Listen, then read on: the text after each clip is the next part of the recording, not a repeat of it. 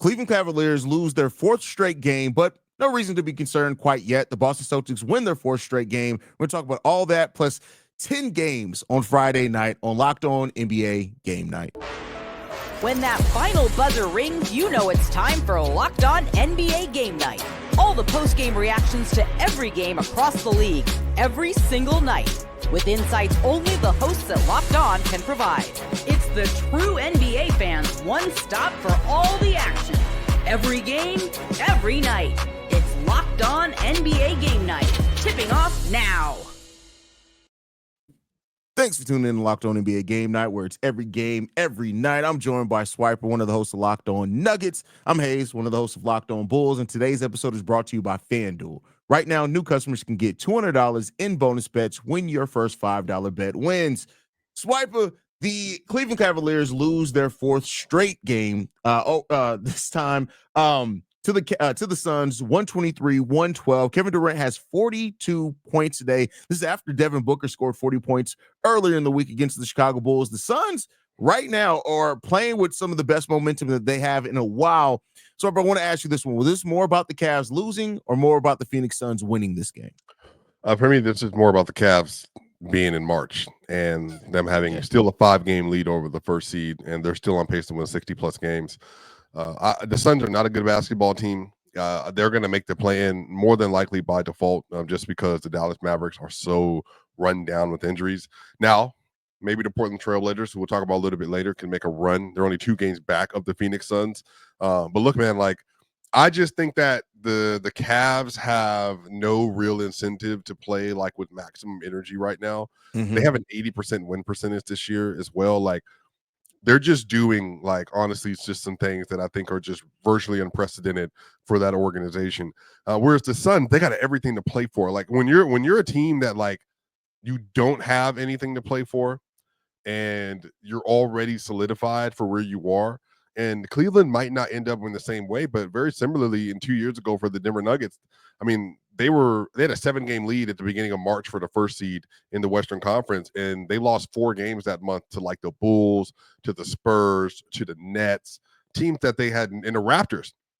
Not even really upper tier playoff teams in the NBA, if playoff teams at all.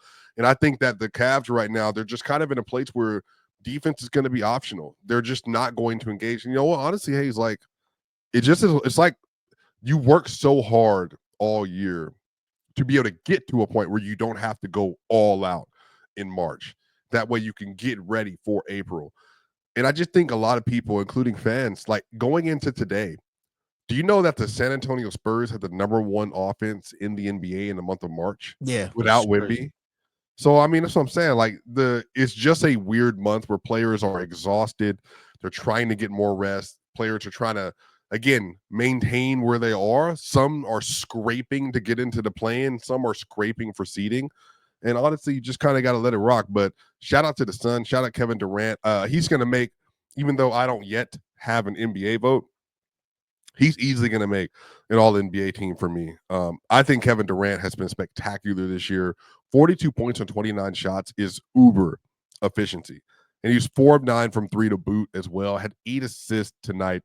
I think KD is just, honestly, just the preeminent scorer, preeminent pro in the league. And he honestly has done so much to try to lift up the Suns this year, despite so many different issues they've had from inside the locker room because of front office decisions, contract stuff, trade stuff.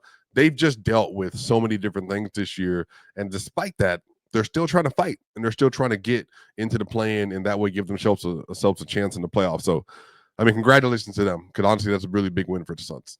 Yeah, it's a big one for them. They're third in a row as well. The Suns, they have every reason to fight to get into the play, and they don't own their own draft pick. So them going out there and competing and try to make something of it is the best case scenario for them with what they can do. And so this late season surge from them, it's good to see a team show some fight, because, March basketball can be weird. You have teams doing weird things.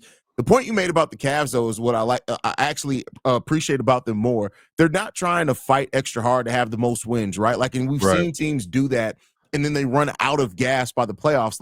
I love that the Cavs are kind of pacing themselves. Yeah, it sucks that they've lost 4 games in a row, but for me, it has not changed the way that I view them at all as far as a negative, in a negative way. We know who this Cavs team can be when they're fully healthy, when they're locked in, and it's going to make for an interesting playoff run. So, and I think this now, like taking these bumps, making sure they're going to be fully healthy by April, that's the more important thing to getting some wins here towards the end of March that really don't matter. They got everything locked in basically already. Yeah, I mean, look, 100%. I just think that everybody should be pacing themselves, including fans, because you know what's going to happen. And one of the great things about the playoffs, Haize, come next month, when that first game starts, all the regular season stuff, it doesn't matter. Yeah. Honestly, like home court is important I think for younger teams, for teams that are just getting in there. For veteran teams, it's not super important to them because they feel like they can win anywhere as it is. But when you're in the playoffs, man, like all the regular season stuff is gone because it's about the habits that you built. And the teams that are at the top of the conference are typically the ones that win the title. But look, we saw an 8 seed make the NBA Finals 2 years ago. Yeah. Last year, we saw a 50-win Mavericks team make it to the NBA Finals last year to play versus the Boston Celtics. Everything is about matchups. Everything is about momentum. Can you establish momentum? And momentum not just in March, but have you been able to build momentum since January? And then when you needed to take your foot off the gas to take breaks, did you do that? And are you healthy going into the playoffs? The Cavaliers, everybody remember, last year, Donovan Mitchell, he missed half of the series versus the Celtics because of injuries. Jared Allen didn't play versus the Celtics because of injuries. If they have their guys and they have all 5 of their starters, and if you want to include DeAndre Hunter in that, I will. Let's say all 6 of their starters, they can beat anybody. It's just going to be about them being healthy, them having the momentum, and really having the breath, like the not be so fatigued from winning 65 games that now they're rolling into the playoffs and they don't feel like they have the second wind to them. You want to have all of the things that are important to you all available, which is your health, which is your wind, and that way you feel sharp going into the playoffs, man. So this is what I'm saying for Cleveland. They could keep losing as much as they want, but as long as they're ready come first game, I think everything's going to work out the way they want it to. Agree with you wholeheartedly there. The Celtics get a win over the Jazz, 121-99. This is their 4th straight victory. They made 17 3-pointers today. They had 4 players that hit 3 or more 3-pointers in this game. Peyton Pritchard led the way there as far as 3-point shooting. How you feel about the Celtics victory today? Yeah, I mean, what did the Jazz have? 15 wins this year, I believe. Yeah. Something like that. Like, yeah, they're not a good basketball team. The Celtics are one of the best, if not the best. 26 for Tatum. Really good game. 25 shots. Kristaps Porziņģis, when he's healthy again, they're a different level team. Like 27 points, 10 rebounds, and 6 assists from Kristaps. You're getting that from your 4th option offensively, depending on how you want to slot Derek White. So the most important thing is that they're getting their guys back. Peyton Pritchard off the bench. He had 18 points. He went off, I believe, in the 3rd quarter of this game today as well. So, like, the Celtics are they're the team a lot of people have picked as their favorite to win a title for a reason. And very similarly, they might want to get that 1st seed. I don't think it's all that important because I think they feel like they can go to Cleveland and win anyway. They'll be fine. Right. Yeah, they'll feel completely fine wherever they are. But Utah, man, like Colin Sexton sneakily has really put up a good year. And I think that's a player that's going to have a lot of value in a trade value come summertime. Keontae George also is another player that I really like. 19 points for him today. Also has 7 assists. He's continuing to find his way in the league. So I think both teams got what they wanted out of it. Yeah, Utah got a chance to compete, and they lost. And the Celtics got another win. I got a question for you before we get out of this segment. But first, let's hear from John Corrales on the Celtics victory. Boston Celtics get the 22-point win in Utah. Jayson Tatum, 26 points. Kristaps Porziņģis, 27 points. Tatum did a little bit of everything with 6 rebounds, 6 assists, 3 steals. Porziņģis got a shooting touch back, 9 of 15 from the line, 3 of 5 from 3. The Celtics came out strong early. Their effort was there for a team as good as Boston to go into Utah, a tanking team, and have that effort there right away. They won the first quarter 35-21. They did have a dip in the 3rd quarter. Colin Sexton helped get the lead down to 2, but the Celtics responded with a 13-0 run, and they had it in control from there. But They forced 17 turnovers. 13 of them were Celtic steals. That led to 26 points off of turnovers. They had 33 points, second chance points off of 16 offensive rebounds. So the effort, the execution was mostly there in a game where they probably could have slacked off. So it was nice to get this first win. It's their longest road trip of the year. They're on to Portland to see if they can continue this roll. I want to ask you this question before we get out of here on this segment. Right now, it's Cavs, Celtics. Who you got coming out the East?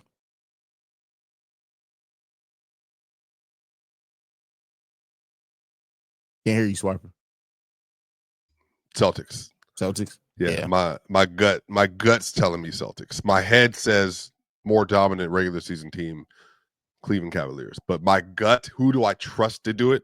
I'm going to trust the people that have been there before multiple times. And also, I think they got Jayson Tatum. And honestly, that just might be the difference in that series. We shall see. Well, next up, though, we're going to, coming out of this break, we're going to be talking about the Rockets and their win over the Miami Heat. But first, we've got to get to a message from a few of our sponsors. Scaling your business requires the right expertise at the right time. With Upwork, you can find specialized freelancers in marketing, development, design, and more, experts ready to take your business to the next level. Upwork connects you with top freelance talent across IT, AI, web development, marketing, and more. Whether you need an extra hand for a project or a long-term partner, Upwork makes hiring simple and affordable. This is not the only podcast that I produce, and occasionally I need help editing. Upwork connected me with a freelance expert who delivered incredible results. Posting a job is free and simple, and within a day, I had multiple qualified candidates to choose from. Visit Upwork.com and post your job for free. That's UPWORK.com, Upwork.com to connect with top talent and grow your business now. Also got to talk to you guys about FanDuel. March Madness is here, and FanDuel is giving you a chance to get in on the action like never before. Right now, new customers can get $200 in bonus bets when your first $5 bet wins. That's $200 extra bucks to use on everything from buzzer beaters to Cinderella stories and even who's cutting down the nets. Got your eye on the underdog? FanDuel makes it easy to get to back them with spreads, totals, and game props. With total tournament games happening almost every day, there's always something exciting to bet on. And best of all, the FanDuel app is simple to use. And when you win, you get paid instantly, no waiting around. So visit FanDuel.com and get in on the college hoops action all tournament long. More Locked On Game Night coming up next. All right. The Houston Rockets get their 9th win in a row on this one, Swiper, 102 to 98. How'd you feel about this game? Fred VanVleet, by the way, 37 points today. He went 13 to 17 from the field. Season high 9 3-pointers as well in this game. How you feel about the Rockets win? They got momentum at the right time. Kind of, maybe, again, like they're taking advantage of a very, very easy part of their schedule. The Heat are also just not good.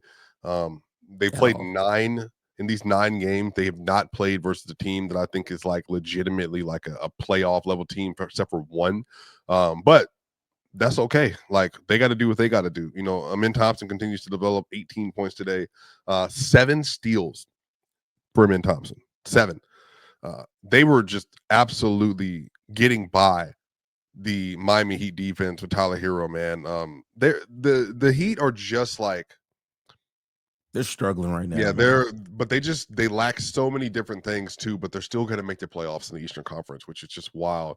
But look, man, the Rockets are good, man. Like they're a team that I think, like, if you told me among the 8 teams that I could play in a playoff setting, the Rockets would probably be the first ones you would think about. But I think at the end, their ceiling is going to be based on their defense. Their shot making really, truly is going to come down to Fred VanVleet.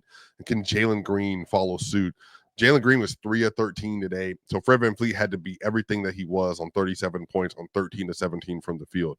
They have a 2-game lead, I believe, now for second place in the Western Conference as well, after falling all the way to like the 5th, really just a couple weeks ago. But again, that's what win streaks do. All of a sudden you win 9 straight games and you kind of got a little bit of a chokehold on the 2 seed right now. So maybe they finished there.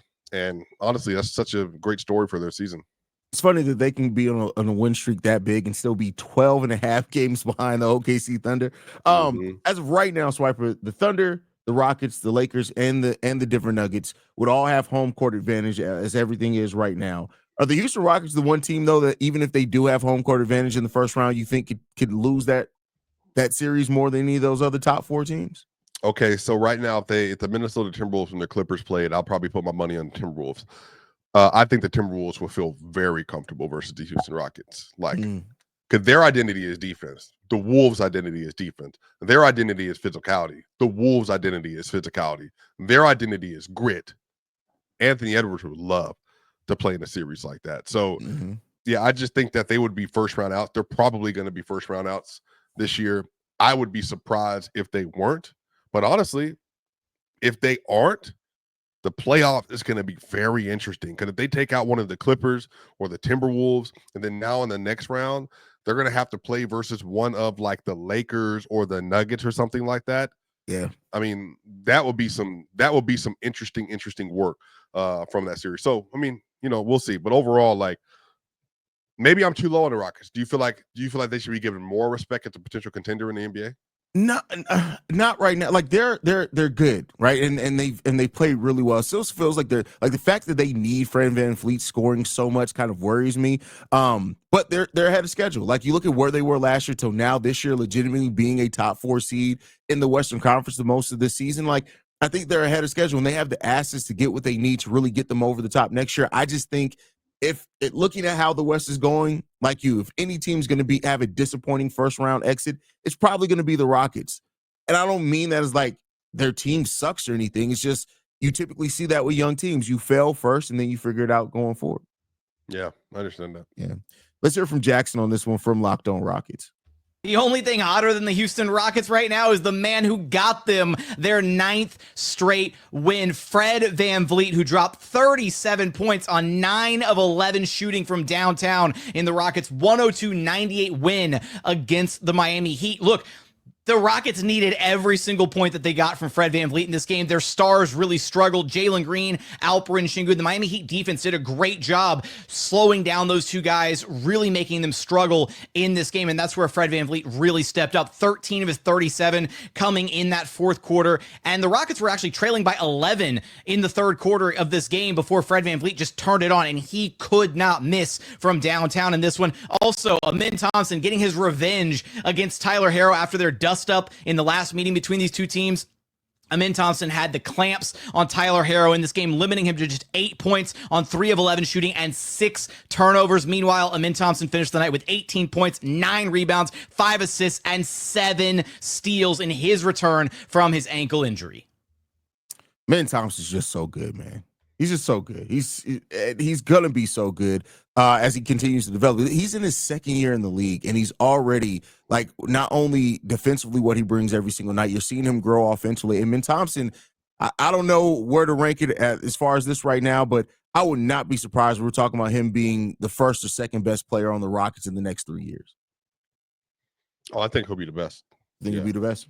Yeah, I think he's by the end of next year. Like Sengun, I mean, I think he'll be in the rear view. I think Sengun's your best player right now. Honestly, by default, just because Amin's so young, but Sengun's still a really good player. But Amin has like special, like he's a dual wield potential, very good playmaker on both ends of the court, and you just don't find that in the NBA. So like he has potential to be like very special, like all NBA special every year. Yeah, I agree with you wholeheartedly there. The Mavs get a win over the Pistons today, 123-117. Spencer Dinwiddie, 31 points in today's game. PJ Washington with 27 as well. Before we talk about it, let's hear from Nick. I don't know if every fan wanted it, but the Mavs sure did. They got a win against the Detroit Pistons. A really mixed game from PJ Washington, 27 points. 4 blocks. He hit 5 threes, but he had 9 total turnovers, including 5 in the fourth quarter and 3 on back-to-back-to-back possessions in the fourth quarter. It seemed like he got the notice that it was supposed to be a tank game for the Dallas Mavericks, but the Mavs held on. The Mavs faced the Pistons' physicality. The Mavs took 36 free throws. They hit 27 of them. A good mark for the Dallas Mavericks. Really good one. We also had a good game from Spencer Dinwiddie. On Locked On Mavs, we have a rule.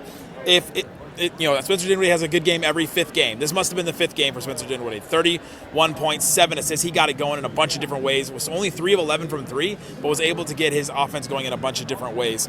Najee Marshall, 19 points, 11 boards, 5 assists. He had his 5th double-double of the season. Good one. And the Dallas Mavericks also get some news. Anthony Davis, Daniel Gafford, Derek Lively all went and practiced with the Texas Legends G League team today. It seems like they're coming back at some point, and here's the 10th seed coming back. So the Mavericks actually do own their own first-round pick. The question, Swiper, I have for you, man, what are they doing? Should they be winning right now, or should they just embrace the future? You think you get Anthony Davis, Daniel Gafford, Derek Lively back? Like, this could actually turn into a battle here over the last couple of weeks of the season between the Phoenix Suns and the Dallas Mavericks for that 10 seed. Yeah, I mean, if they're going to get all their players back, I think that'll be a great play-in team to play against. They can also, if they make the playoffs, that'll be a very competitive team. Now, no Kyrie, their shot making is going to be in the garbage. So they're not going to have Quentin Grimes. It would have been really nice in a situation like this, obviously, but Spencer Dinwiddie and Klay Thompson, I mean, Jaden Hardy, they're not probably long for the playoffs if they do make it.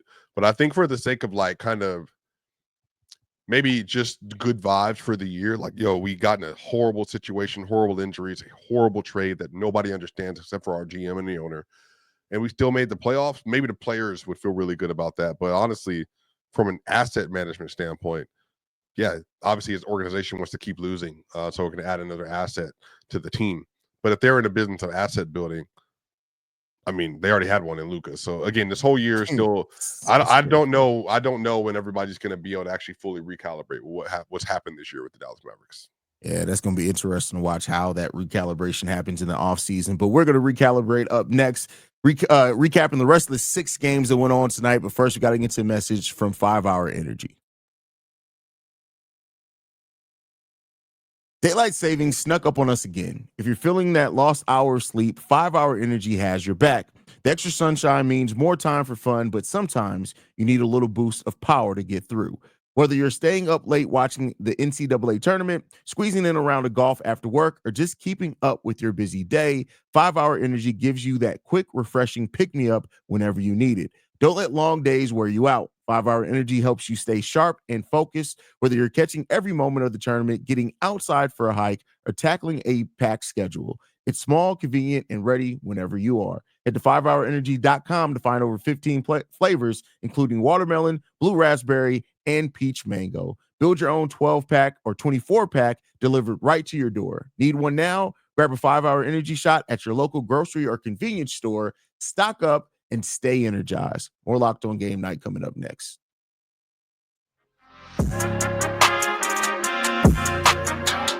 All right, let's get into the rest of these games. First up, the Orlando Magic 120-105 over the Washington Wizards in this game. Paolo Banchero scores 30 points and 8 rebounds. So before we get into it, man, let's hear from Philip on this one. This is Philip Rossman-Reich, the host of Locked On Magic, as the Orlando Magic rout the Washington Wizards 120-105 behind 30 points from Paolo Banchero in 3 quarters and 21 points from Franz Wagner.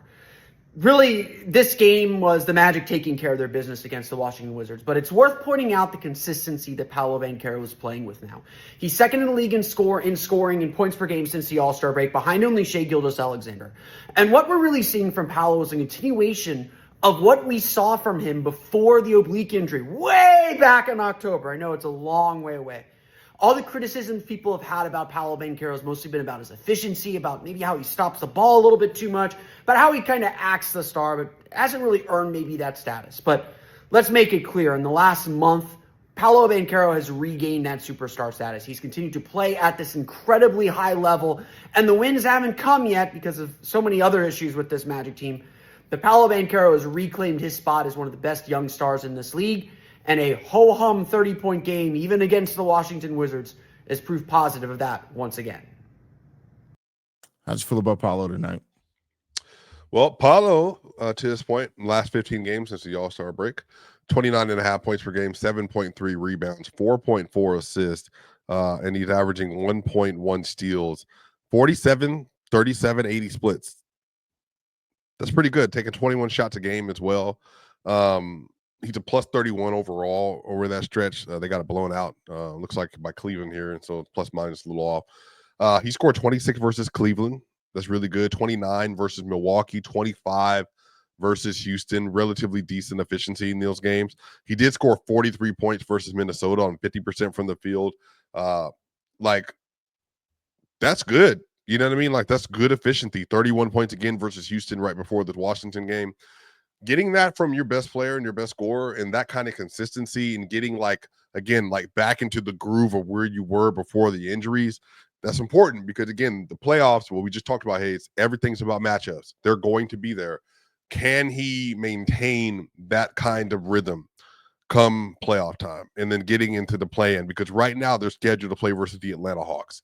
Yeah. I think they're better than the Hawks. Okay, I think they're just outright better basketball team than the Hawks. So then into the 7th seed, they're playing versus the Boston Celtics. Well, not this year, but in previous years, they actually would give the Celtics issues in the regular season. So can Paolo Reed just keep that magic up where he can go into a playoff series and be very good, and then Franz feels good, and all of a sudden, like, you're getting some rhythm, you know? Like, I think that's important. So shout out to Paolo, man, because I want him to be as good as he potentially can be, which is a superstar. And so we just want to see the incremental developments from him in his game, especially how he thinks through the game.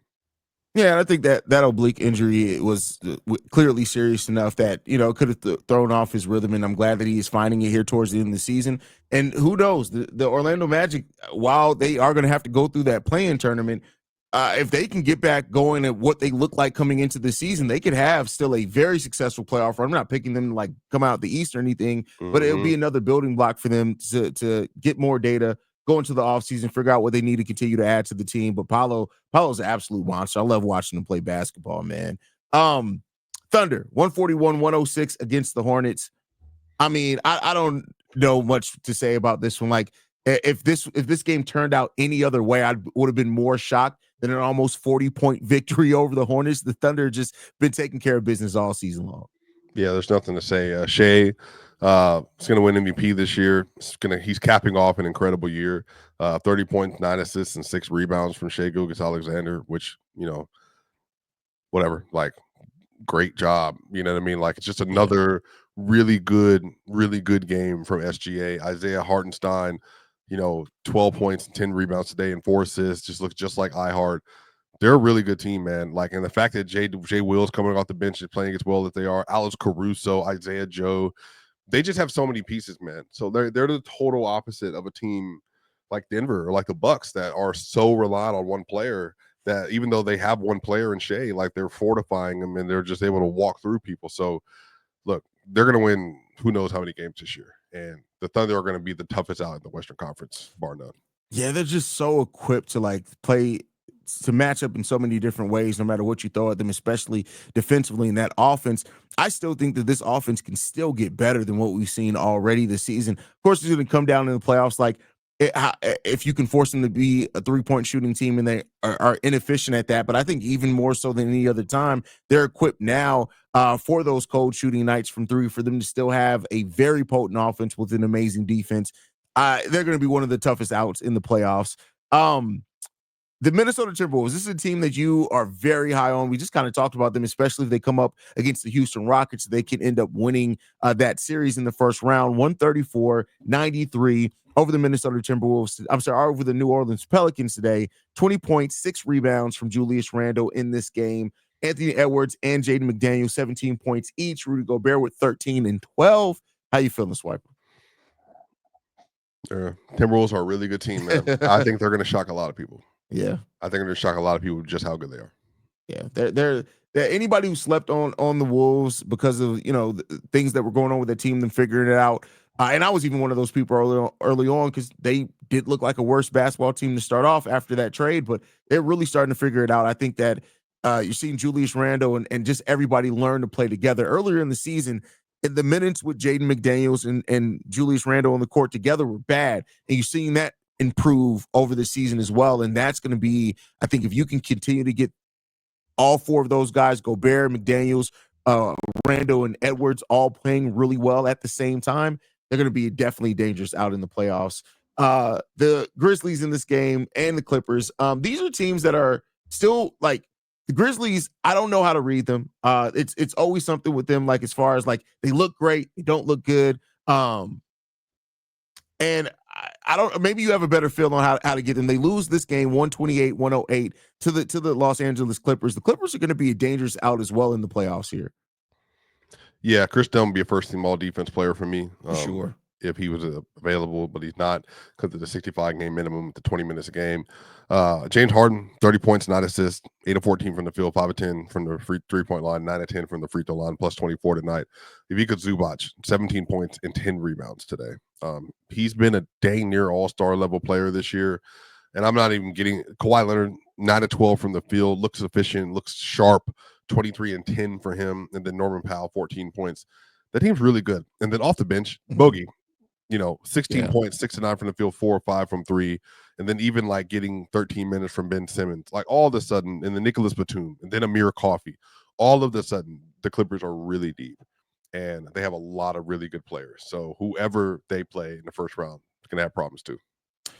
Last game on the night, man. 128 win, 128-120 win for the San Antonio Spurs over the Philadelphia 76ers. The best thing you can say about this one is that the young players of the Spurs keep developing. Devin Vassell, Jeremy Sohan, Stephon Castle in this time where he has a lot of opportunity to develop as well here to end the season. Keldon Johnson off the bench with another 18 points. But otherwise, like this is like the 76ers are one of, if not the most disappointing team this season. And the Spurs are disappointing in a different way just because Wemby went down, but still so much young talent that's really still growing on this team. Yeah, and obviously shout out to the Spurs, man. Like they're just trying to figure their way. I like Stephon Castle a lot. Mamu didn't have like a crazy game today like he did last game, but shout out, man. Like the NBA's a lot of players are young. They're trying to find their place in the league. They're trying to develop momentum for next year. And so you want to continue to try to get good reps as you close the season out. And the Spurs are doing that. Absolutely. Anything left, Swipe, before we get out of here? Nah, man. Just another great NBA basketball night. That's a fact. That's a fact, man. Thank you guys for tuning in, man. Locked On Game Night is available every single night with every game where you can follow us at. Also, go to LockedOnDaily.com as well to sign up for the daily newsletter for your favorite Locked On show. For Swiper, I'm Haize. This has been Locked On NBA Game Night. We out of here, y'all. Peace.